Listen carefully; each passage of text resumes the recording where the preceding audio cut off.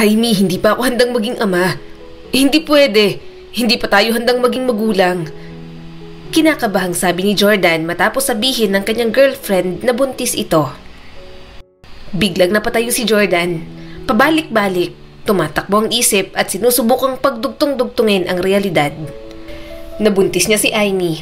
Ito naman ang babaeng gusto niyang makasama hanggang sa pagtanda. Subalit ang pagkakaroon ng baby, alam niyang hindi pa sila handa. Hindi makapaniwala ang itsura ni Amy. Ang marinig yan mula sa'yo, mas lalo akong natakot, Jordan.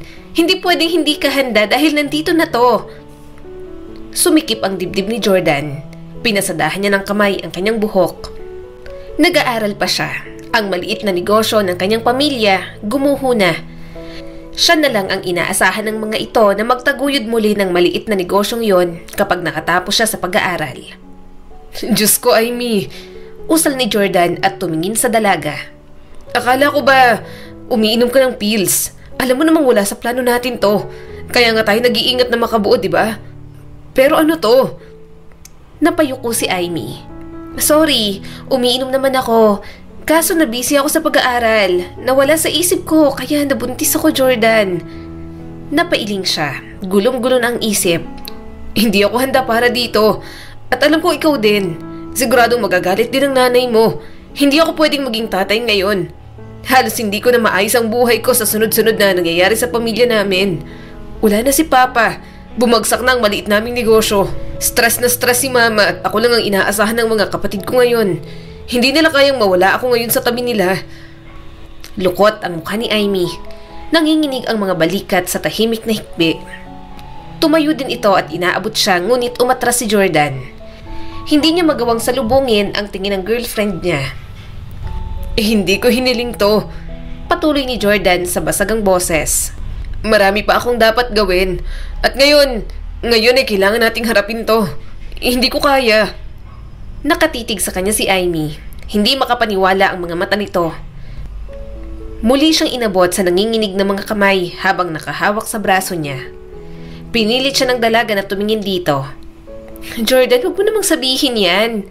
Sabi ni Amy. Harapin na lang natin to. Kaya natin. Hindi. Amy, hindi. Putol ni Jordan sa dalaga at bumaha ang frustration sa dibdib. Hindi tayo handa para dito. Hindi ito ang gusto ko para sa ating dalawa ngayon. Bumuntong hininga si Jordan. Pagkakamali to, Amy. Kailangan mong magpalaglag. Nanlaki ang mga mata ni Amy. Ano? Hindi, Jordan. Sabihin mo nagbibiro ka lang. Hindi ka basta... Seryoso ako, Amy. Matalas at desperado ang mga salita ni Jordan. Hindi pa ako handang maging ama. Hindi tayo handa. Hindi ko sisirain lahat ng pinaghirapan ko. Lahat ng inaasahan ng pamilya ko. Napaatras si Amy at mabilis na umiling. Naririnig mo bang sarili mo? Akala mo ba ganun na lang kadali i-dispatcha to? Anak natin tong nasa katawan ko. Bakit kaya mong sabihin niya na parang hindi ka man lang inuusig ng konsensya mo, Jordan? Ang dali mong magdesisyon para lang tanggalin sa landas nating dalawang anak natin. Kumuyom ang mga kamao ni Jordan. Sige nga, Amy. Kapag binuhay natin ang anak natin, anong mangyayari sa atin? Ayokong biguin ang mga magulang ko. Ayokong akong humila palalo sa kanila pababa. Kailangan kong magpatuloy. Hindi ko kayang itapon ang lahat para sa isang bagay na wala naman sa plano nating dalawa. Umiling si Amy at nabasag ang boses habang nagsasalita. Paano mo nasasabi sa akin yan? Ha? Akala ko kapag sinabi ko sa'yo, kaya nating dalawang harapin to. Pero hindi ka pala ganun katapang. Duwag ka pala. Ano bang gusto mo? Burahin ko na lang ang baby natin na parang walang kwenta? Mahalaga at buhay ang pinag-uusapan natin dito, Jordan. Hindi ko magagawa ang gusto mong mangyari. Tumingin si Jordan sa dalaga. Parehong bakas ang sakit sa mukha nilang dalawa. Pero kahit ganon, ang kanyang mga iniisip ay nananatiling takot at pagkabigo lamang. Dumukot siya sa kanyang bulsa at naglabas ng pera. Iniabot niya yun kay Amy.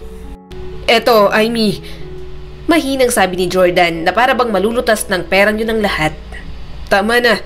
Pumunta ka na lang sa klinik at tapusin na natin to. Pakiusap. Hindi ko to kakayanin. Hindi natin kaya. Bumaba ang tingin ni Amy sa pera na nasa kamay nito. Napaatras ang dalaga at nanginginig ang katawan sa hikbi. Ikaw, gusto mo bang gawin ko yon? Gusto mong alisin ko ang buhay ng baby natin? Yun ba talagang gusto mo, Jordan? Bulong nito at hindi na talaga makapaniwala. Lumabo ang paningin ni Jordan dahil sa mga luha. I'm sorry, Amy. Basta hindi ko kaya to. Hindi ako pwedeng maging ama. Hindi ngayon. Tumango si Amy, matigas ang ekspresyon at may bahid ng luha. Aalis na ako. Ito ang gusto mo, diba? Ngunit huwag mong isipin kahit isang segundo na madali ito para sa akin. At huwag kang mag-alala. Tatanggalin ko lahat ng problema mo at sana maging masaya ka. Nang makaalis na si Amy, napaupo na lang si Jordan sa sofa. Dumapo ang mga kamay sa ulo niya. Doon palang malayang pumatak ang mga luha ni Jordan. Kumikirot ang kanyang puso sa sariling desisyon. Sorry, patawarin niyo ako. Niyakap na lang ni Jordan ang kanyang sarili. Simula ng araw na yon, minsan niya na lang makita sa school si Amy. Tinatanong niya ito sa kalagayan nito pero ayaw siyang kausapin.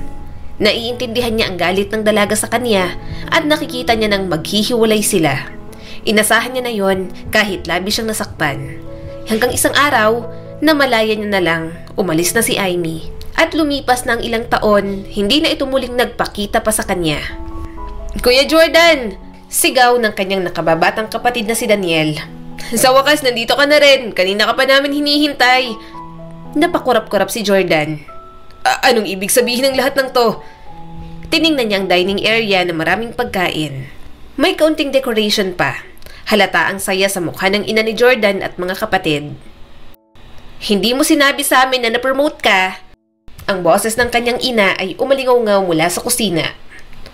Kung hindi pa tinawag ng kaibigan mo, hindi pa namin malalaman. Napabuntong hininga si Jordan. Naunahan pa talaga ako ng mark na yon. Opo, na-promote nga po ako sa trabaho. Magandang mag-celebrate ngayon. Nagtrabaho ka ng husto, Jordan. Deserve mo ito. Binalot siya ng mahigpit na yakap ng kanyang ina. Napangiti naman siya. Maraming salamat po. Tumawa ng mahina ang kanyang ina. 30 years old ka na at maganda na rin ang tayo sa buhay. Okay naman na ulit ang negosyo natin. Salamat sa lahat ng sakripisyo mo, anak, para sa pamilya natin. Tipid lamang na napangiti si Jordan. Marami siyang sinakripisyo para lang sa pamilya. Maraming mahihirap na desisyon na ginawa. Hanggang sa mga sandaling yon, dala-dala niya pa rin sa kanyang puso. Mapanoksong tumingin sa kanya si Lily, sabay sikos sa kanya. Kuya, alam mo, lahat kami nagtataka na. 30 years old ka na, Kuya Jordan, at wala pa rin girlfriend. Ano nangyari sa'yo? Nung high school at college, nakaapat ka ng girlfriend, di ba? Sinaway ka pa nga ni mama dati. Natigilan si Jordan. 4 ang kanyang naging girlfriend pero isa lang naman ang tumatak sa kanya at hindi makalimutan. Tinawanan niya lang ang kapatid. Sinusubukang maging kaswal para hindi nito mahalata ang mga bumabagabag sa kanya. Naging abala ako sa trabaho, yun lang. Mabilis niyang sabi, umaasang ililihis ang usapan. Walang oras na makipag-date kahit kanino. Tumaas ang isang kilay ng kanyang kapatid na si Daniel. Dapat nag-aasawa ka na, Kuya Jordan, para may nakukulit na kaming pamangkin dito. Napalunok ng mariin si Jordan. Pilit niyang pinapakalmang sarili. Hindi niya inisip ang tungkol sa pag-aasawa, lalo na ang magkaroon ng anak. Pagkatapos ng ginawa niya nun kay Amy at sa anak nila, pakiramdam niya wala na siyang karapatang bumuo ng isang pamilya. Si Ate Amy, biglang sabi ng kapatid niyang babae. Remember si Ate Amy, yung last girlfriend mo, Kuya Jordan? Sa kanya ka lang namin nakitang seryoso talaga. Akala ko nga kayo nang magkakatuluyan. College buddies kayo, tapos ang daming goals sa buhay. Nagulat na lang kami, naghiwalay na pala kayo. Nasaan na kaya siya? Natigilan si Jordan. Hindi siya makahinga ng maayos. Parang bigat sa dibdib ang pangalan ni Amy. Ilang taon ang nakalipas mula nang huli niya itong makita. Ayaw niyang maghiwalay sila noon, pero hindi niya naman ito masisisi sa pag-iwan sa kanya ng walang paalam. Siya rin naman ang nagtulak sa dalaga para iwan siya. Sinabihan itong magpalaglag sa anak nila na walang kamalay-malay. Amy, bulong ni Jordan sa pangalan nito. Kumirot ang puso niya nang maalala ang mukha ni Amy. Ang pagkabigo at ang mukhang punong-puno ng mga luha, bumalik na naman sa mga alaala ni Jordan. Hindi niya yun matatakasan. Bawat pagkakamaling nagawa niya nun, bumabalik lang. Oo nga si Ate Amy, sabi pa ni Lily. Ang ganda-ganda niya't ang bait pa. Gusto ko rin siya dati para kay kuya. Pilit nang umiti si Jordan, ngunit sa loob-loob niya, parang gumuho na ang lahat. Oo, maganda. Napakabait naman talaga niya. Huminga ng malalim ang kanyang ina. Huwag na nating pag-usapan ng wala rito. Kayo talaga, matagal ng panahon na hiwalay silang dalawa. Baka nga may asawa na yung si Amy. Hindi niya kayang salubungin ang tingin ng sinuman. Hindi niya lubos maisip kung paano niya nawasak ng gano'n na lang ang pinakamamahal niyang dalaga. Nasasaktan si Jordan. Iniisip niya pa lang na may bago nang minamahal si Amy. Gayunpaman, alam niyang nararapat ang dalaga sa isang taong hindi gagawa ng mga makasariling desisyon. Isang taong maaaring sumuporta rito. Hindi isang taong magtutulak kay Amy na gawin ang pinakamahirap na desisyon. Hindi bagay sa dalaga ang mga katulad ni Jordan at alam na alam niya yon. Tumikhim ang kanyang ina. Pero lagi ko nga siyang iniisip, napakabait ni Amy. Sa lahat ng girlfriend mo, sa kanya ako walang masabing masama. Responsableng bata at naging masaya kayong dalawa. Nakita kitang sobrang saya sa kanya, Jordan. Lagi kong inaasam dati na pakasalan mo siya kapag nasa tamang edad na kayo. Sana kapag nag-asawa ka, kahit imposible si Amy, kahit mga katulad lang ni Amy anak, wala tayong magiging problema. Sumakit ang puso ni Jordan sa labis na panghihinayang at pagsisisi. Dapat na para sa kanya si Amy pero sinira niya kung anong mayroon sila noon. Mas naging duwag siya at nagpadala sa problema kaysa panindigan ang responsibilidad niya rito. Oo, mahinang sambit ni Jordan. Akala ko rin po, kami hanggang dulo. Napangiti ang kanyang ina. Well, baka balang araw makahanap ka ng taong babagay sa'yo. May tiwala naman kami sa taste mo, anak. Napawi ang ngiti ni Jordan. Kahit yata babaeng katulad ni Amy, hindi na siya karapat-dapat. Wala namang alam ang pamilya niya kung paano siya natupok sa sarili niyang mga takot at pagkamakasarili. At ngayon, hindi na niya maibabalik ang lahat. Hindi ang pagkakamali, hindi ang nawalang oras, hindi ang nawalang anak nila, hindi ang babaeng nasaktan niya. At sa kaibuturan ni Jordan, alam niyang hindi na babalik si Amy. Baka nga nakalimutan na siya ng dalaga. At ganun din siya dapat. Batid ni Jordan na pagsisisihan niya yon habang buhay. May 3 buwan ka, Jordan. Siguro 4 kung sinuswerte ka at binibigyan ka pa ng pagkakataong mabuhay. Umawang ang bibig ni Jordan. Teka lang, Doc. Sinasabi niyo po ba na may taning ng buhay ko? Tumango naman ito. Yes, Jordan. Rare ang sakit mo at may namumuong dugo sa utak mo. Wala nang way para magamot dahil mabilis ang pagkalat hanggang sa tuluyan ang hindi mag-function ang utak mo at parang sumabog na lang. Parang may malakas na humampas sa dibdib ni Jordan. 3 buwan, imposible naman yon para sa kanya. Medyo natawa si Jordan pero hindi makapaniwala. Doc, nagsasabi ka ba ng totoo? Pakiramdam ko okay lang naman ako. Bakit sasabihin mong mayroon na lang akong 3 buwan? Nagsisimula pa lang si Jordan.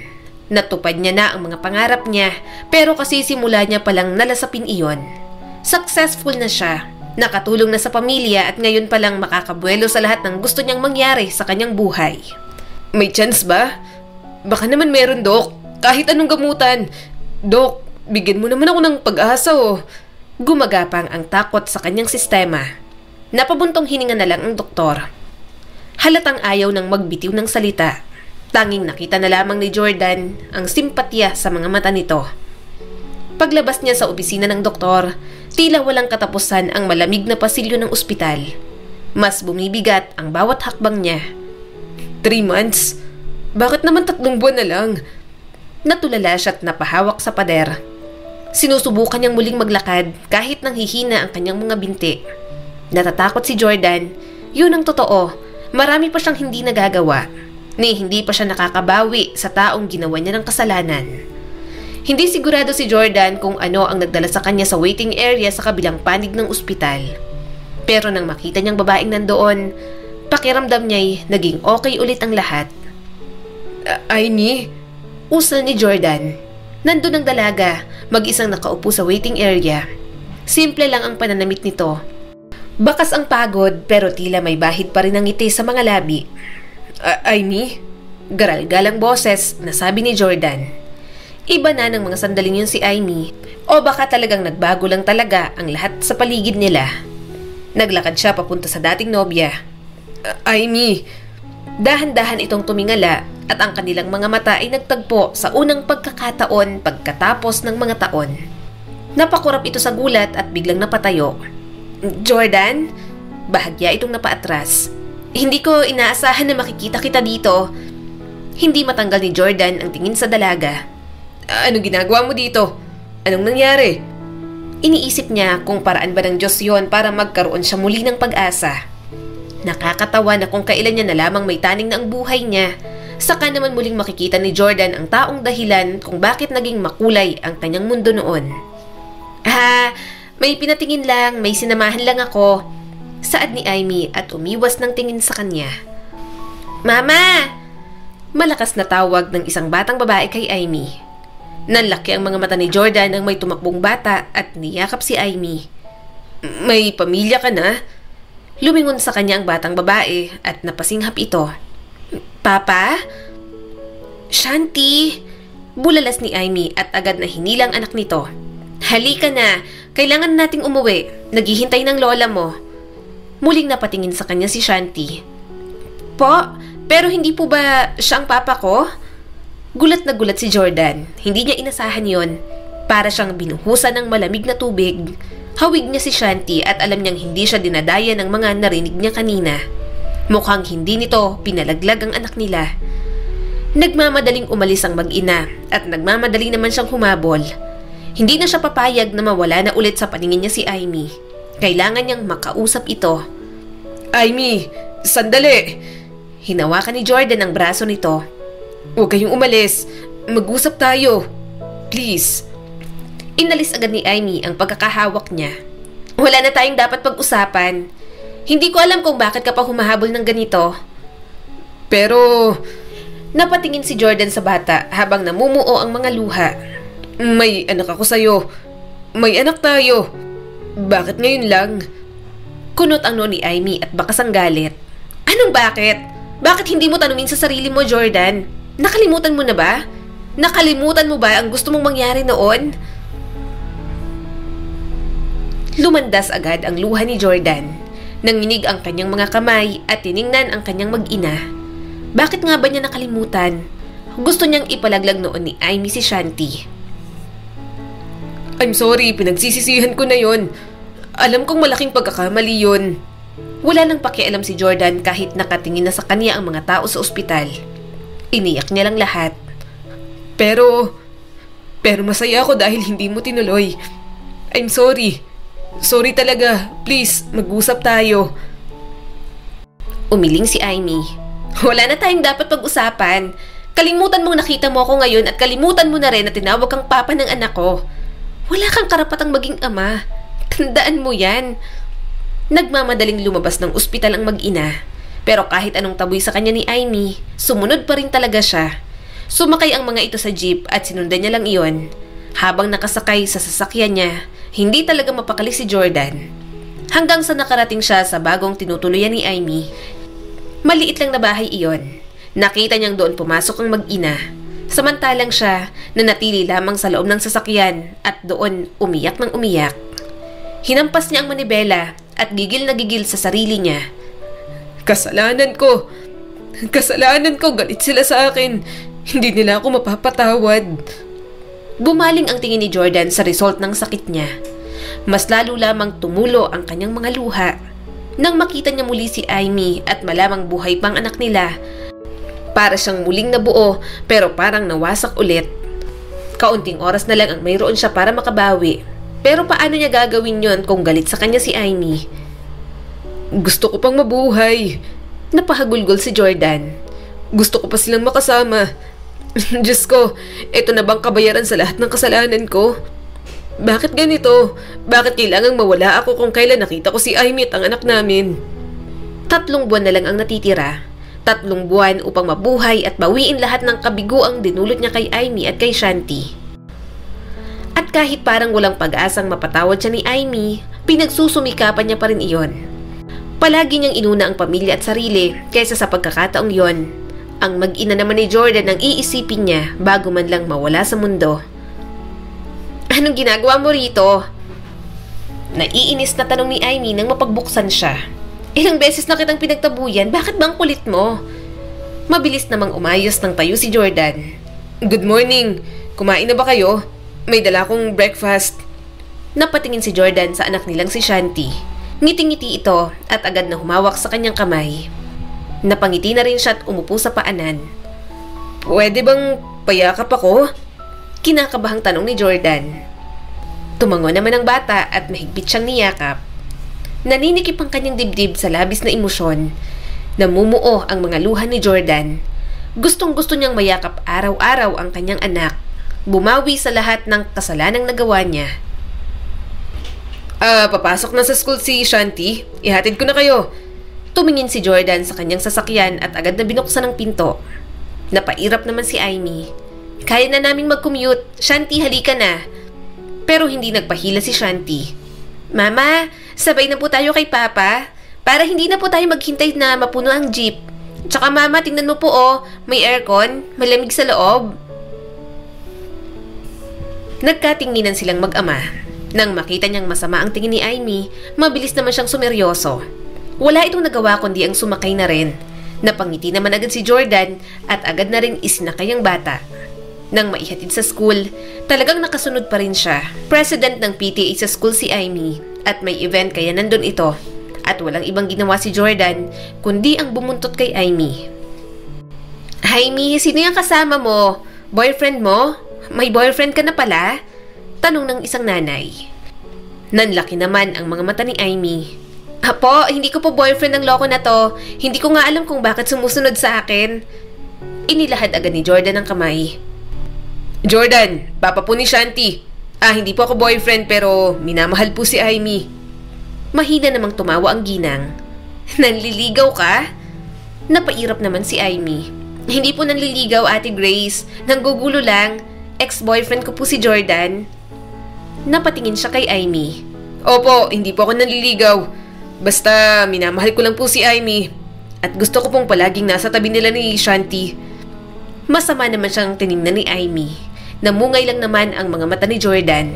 Gusto niya man na mahalin ulit ni Amy, hindi niya hahayaan yon. Hindi siya manliligaw dahil aalis na rin naman siya sa mundo. Hindi na siya nito matagal na makakasama. Kaya mas matutuwa siyang ibigay nito ang puso sa iba kesa paibigay niya ito ulit at iwan muli sa ere. Mag-usap nga tayong dalawa, Jordan. Ano ba talagang gusto mong mangyari? Naiinis na tanong ni Amy. Pinapayagan kitang lumapit sa anak ko. Pero sa totoo lang, ayokong gawin to eh. Wala ka namang kwenta. Tila may humawak ng mahigpit sa kanyang puso. Sorry, alam ko namang wala akong kwentang ama. Kaya nga gusto kong bumawi. Napapikit sa ini si Amy. Alam mo, pasalamat ka. Kasi pinili pa rin kitang ipakilala kay Shanti kahit nagawa mo sa amin yon. Naghahanap siya ng tatay. Wala naman ako maituro kundi ikaw. Ayokong sabihin sa kanya na ang totoo niyang tatay gusto siyang mawala sa mundo noon. Napatingala si Jordan. Pilit niyang pinipigilan ang gustong kumawalang luha mula sa kanya. Ayaw niya nang umiyak. Kaunti na lang ang natitirang panahon sa kanya kaya gusto niyang baunin ang magagandang alaala. Hindi ang galit ni Amy at ang mga bagay na hindi niya nagawa para kay Shanti. Nanginginig ang kanyang mga kamay. Nagmamakaawa ang kanyang mga mata. Kaunting pagkakataon lang naman ang hinihingi niya at desperado na siya roon. Amy, please. Basag ang boses ni Jordan. Kailangan kong nandito para sa kanya. Para kay Shanti at para sa'yo kahit saglit lang. Pinamaiwangan siya ni Amy. Ano? Bubuntot ka na lang sa amin araw-araw? Halos hindi ka na umuwi sa inyo. Minsan nakikita pa kitang natutulog sa sasakyan mo. Wala ka bang trabaho? Wala ka bang ibang mapagkaabalahan, ha? Napalunok si Jordan. Nag-resign na ako. Hindi siya nagdalawang isip na mag-resign nang malaman niya ang kanyang kondisyon. Ayaw niya namang gugulin pa ang natitirang sandali ng buhay niya sa pagtatrabaho. Gusto ni Jordan na makasama ang mga taong mahal niya sa buhay. Umiling si Amy. Jordan, ilang beses ba natin tong dapat pag-usapan? Hindi ka pwedeng magpakita lang kung kailan mo gusto. Kumilos na parang bahagi ka ng buhay namin. Malilito lang siya. Baka isipin ni Shanti masaya tayo at buong pamilya. Pero alam mo sa sarili mong imposible na yon. Marahang tumango si Jordan. Alam kong naging magulo ako. Ginulo ko ng lahat. Pero gusto kong ayusin, okay? Hindi naman ako humihiling na makipagbalikan ka sa akin. Gusto ko lang talagang makasama kayo. Gusto kong gumawa ng mas mabuti para sa kanya. Para sa inyong dalawa. Huminga ng malalim si Amy. Hindi ko na alam ang gagawin ko sa'yo. Hindi ako humihingi ng habang buhay. Pagmamakaawa niya at halos pabulong na ang boses. 3 buwan lang. Hayaan mo akong magkaroon ng 3 buwan para ipakita sa inyo na kaya kong maging ama at makabawi sa lahat ng kasalanan ko. Parang awa mo na, Amy. Ang hirap maniwala sa'yo. Ang kapal kasi ng mukha mo, Jordan. Ang lakas ng loob mong hilingin sa akin to. Gayong ang dami-dami mong naging kasalanan at pagkukulang sa aming mag-ina. Sabi ni Amy na punong-puno ng hinanakit. Sinabi mo sa akin na ipalaglag ko si Shanti. Hindi ako nakinig at pinalaki ko sa abot ng makakaya ko si Shanti. Ginagawa ko ang lahat para mabigyan siya ng magandang buhay. Alam ko, sabi ni Jordan at matamang tumingin kay Amy. Araw-araw, galit ako sa sarili ko. Dinala ng konsensya ko yon dahil iniisip ko, wala akong karapatang bumuo ng sarili kong pamilya. Na nagawa ko yun kay Shanti. Hindi mo alam kung gaano ko pinagsisihan ang sinabi ko. Napaka-selfish ko. Hindi kita iniisip ng mga panahong yon. Hindi ko na maibabalik ang nakaraan, pero gusto kong subukan at itama ito. Basta, hayaan mo lang ako, Amy. Saglit na pumikit si Amy. Tila pinipigilan ang bugso ng mga emosyon na nagbabantang umalpas. Humakbang papalapit si Jordan. Please, Amy, hindi mo naiintindihan. Hindi ako humihingi ng kailanman. Basta gusto ko lang siyang makasama. Kayong dalawa. Kaunti lang ang oras ko. 3 buwan lang. Wala akong pakialam kung galit ka sa akin. Magalit ka pa. Tatanggapin ko yon. Pero sana, hayaan mo pa rin akong umaligid sa inyong mag-ina. 3 buwan? Kumunot ang noo ni Amy. Anong ibig mong sabihin? Gusto mong bumawi sa anak mo pero 3 buwan lang? Kung kukunin mo ang loob ng anak ko, manatili ka sa tabi niya hanggang pagtanda. Hindi yung ganito. Napaiwas ng tingin si Jordan. Habol niya ang hininga. Ayaw niyang magsalita. Hindi pa siya handang sabihin kay Amy ang totoo. Hindi siya kailanman magiging handa. Kaso, hanggang kailan niya ba maitatago iyon? Tiningnan niya ng mabuti si Amy. May binili akong bahay para sa inyo. Para hindi na kayo nangungupahan. May iniwan din akong pera para kay Shanti. Para hindi ka mahirapang magpalaki sa kanya. Mayroon din sa'yo. Pwede mo yung gamitin para magsimula ng negosyong gusto mo. Hindi namin kailangan ng pera mo. Ang kailangan ni Shanti, pagmamahal, atensyon at oras mo. Sige, pumapayag na ako na umaligid ka sa amin. Pero para lang sa bata, hindi para sa akin. Huwag ka na magtatangka. Sige na, Jordan. Babalik na ako sa loob. Huwag kang pabuntot-buntot sa akin para hindi ka nila pagkamalan na nobyo ko. Bahala ka na sa buhay mo. Seryosong saad ni Amy bago siya tinalikuran. Napangiti naman si Jordan. Sa wakas, bumigay na rin si Amy sa kanya. Yun nga lang, bago pa siya makasunod, biglang lumabo ang lahat sa kanyang paningin. Parang biglang bumigat ang lahat kay Jordan. Namalaya niya na lang na bumagsak siya.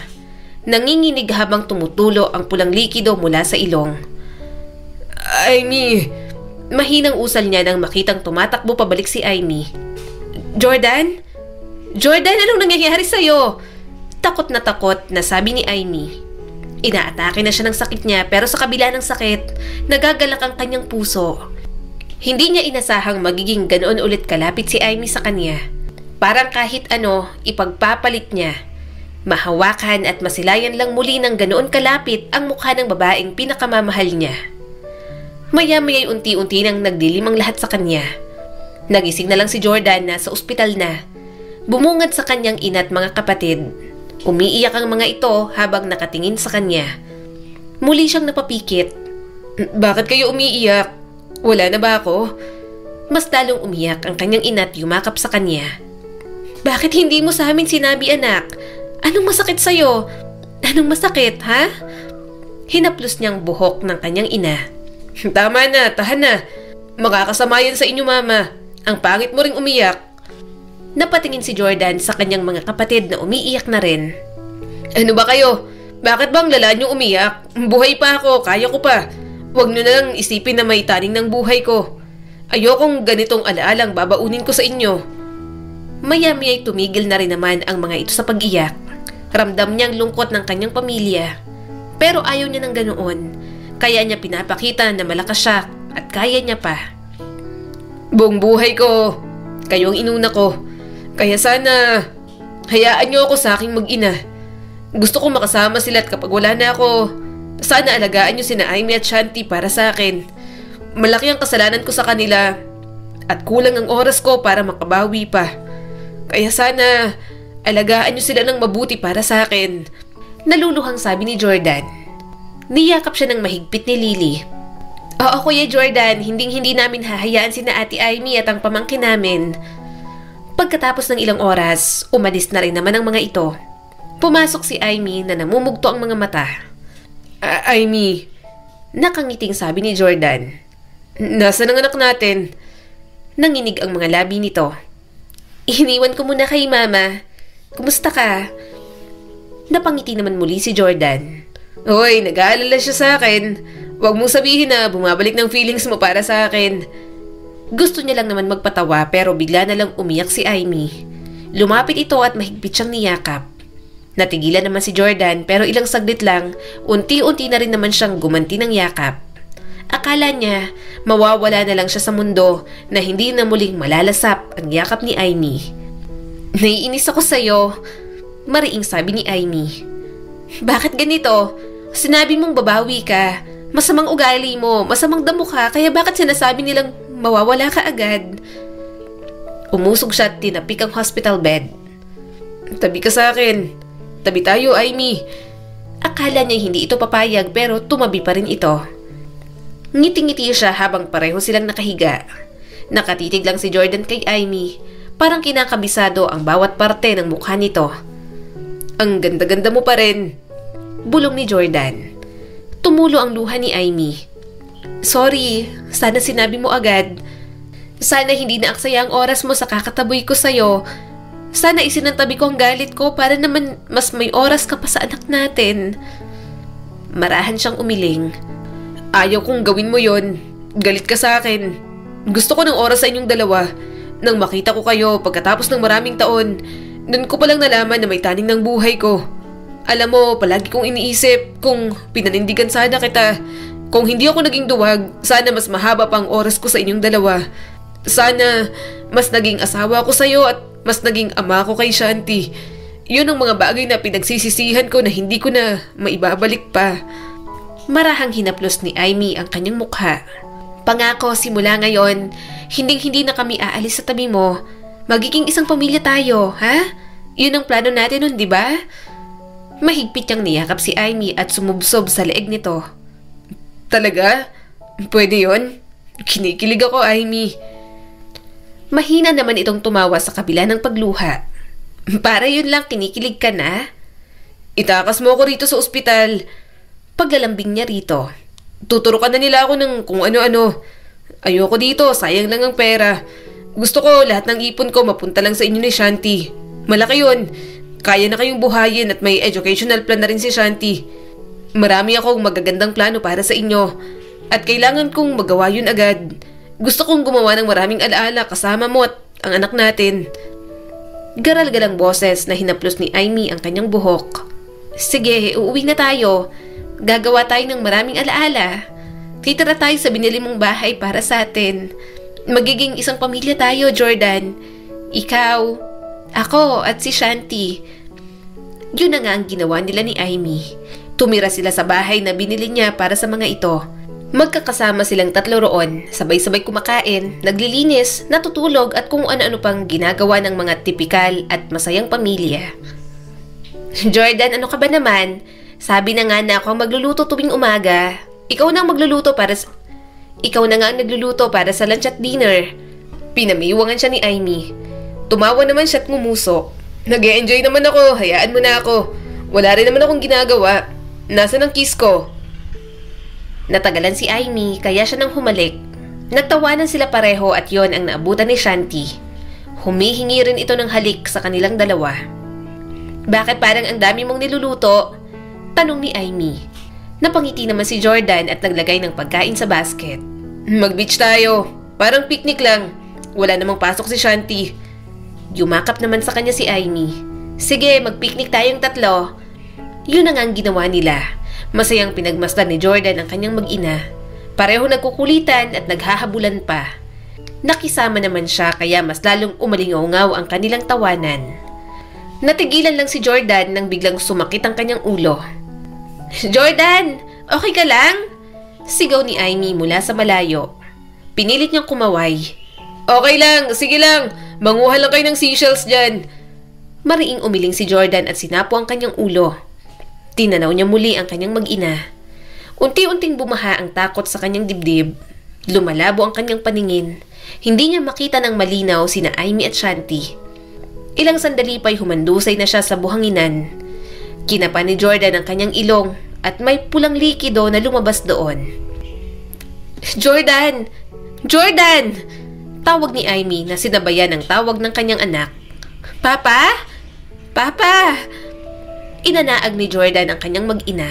Magkaakay na tumatakbo at halos madapa na para lang makapunta sa kanya. Maya-may nakalapit ng mga ito. Nang maaninag ni Jordan ang mukha ng dalawa, batid niyang gustong-gusto niya pang mabuhay. Jordan, saglit lang. Kumapit ka lang, dadalhin ka namin sa ospital. Umiiyak at natatarantang sabi ni Amy. Mahigpit namang hawak ni Shanti ang kanyang kamay. Papa, wag mo ipikit ang mata mo ha. Wag mo ipikit. Bawal matulog, Papa. Hindi ka pwedeng matulog dito. Lumandas ang luha sa mata ni Jordan. Saglit na panahon niya lang nakasama si Shanti. Kulang pa, pero yon ang ibinigay ng Diyos. Wala na siyang magagawa. Gayunpaman, naging masaya pa rin siya sa maikling panahon na naging ama siya kay Shanti. Alagaan niyo ang isa't isa. Mahina at hirap niyang sabi. Mahal na mahal ko kayo. Mas lalong lumakas ang pag-iyak ng kanyang mag-ina. Hinaplos niyang mukha ng mga ito. Gusto niyang sa huling pagkakataon, mapunasan niya man lang ang mga luhang na ipatak ng mga ito nang dahil sa kanya. Jordan, please, wag mo kaming iwan ng ganito. Bulalas ni Amy. Mahal kita, Amy. Napakabuti mong ina. Mahal na mahal ko kayo. Ng anak natin. Kasabay ng pagtulo ng panibagong luha ni Jordan, ang unti-unting pagpikit niya. Nawala man siya ng maaga sa mundo, panatag pa rin siya na naiwan niya sa maayos na kalagayan sina Amy at Shanti. At hangad niya na lamang na patuloy na gabayan ng may kapal ang mga taong mahal niya sa buhay. Ang kwento ni Jordan ay nagpapaalala sa atin na ang oras ay isang mahalagang regalo sa atin ng may kapal. Kaya sana'y gamitin natin ng maayos at sa mga bagay na hindi natin pagsisisihan.